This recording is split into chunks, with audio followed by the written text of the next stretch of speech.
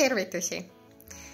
Täna me vaatame veel kord tüüpilisemaid eestikeelseid vigu, mida ei tohi eesti keeles rääkida, kuidas on vigane. Alustame. Esimene on verb töötama. Nad töötad. Nad töövad. Ma töösin. Ei, see on viga. Nad töötavad. Nad töötasid. Ma töötasin. Järgmine. Linnad laulavad ilusti. Linnad lendavad sügisel ära.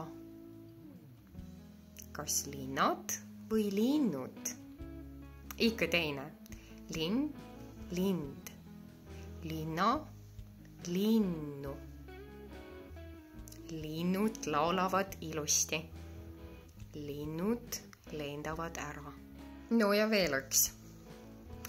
Ma armastan juua punast viina. Ma ei tea, kas on olemas punane viin.